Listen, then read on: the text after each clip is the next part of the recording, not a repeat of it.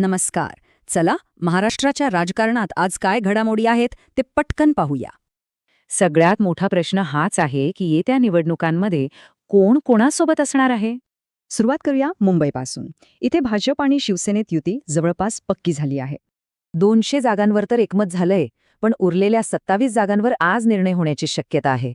पण मुंबईत जरी चित्र चांगलं असलं तरी ठाण्यात मात्र वातावरण तापलंय.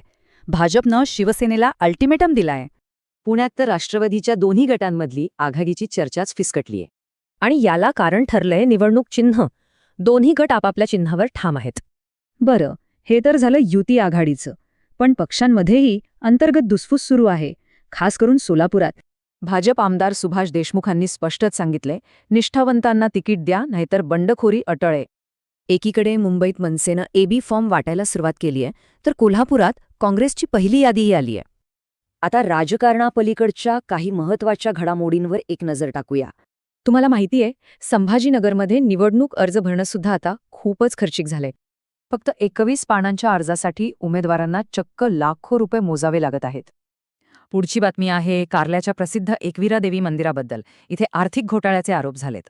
एका पुजाऱ्याने कोट्यावधींच्या गैरव्यवहाराची तक्रार केलीय. अर्थात विश्वस्त अध्यक्षांनी ते फेटाळलेत.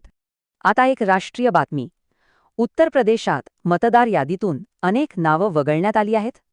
जवळपास 2.25 कोटी नावं हटवली गेली आहेत. यात दुबार, स्थलांतरित आणि बेपत्ता मतदारांचा समावेश आहे. चला, आता जरा मनोरंजन आणि क्रीडा विश्वात काय सुरू आहे ते पाहूया.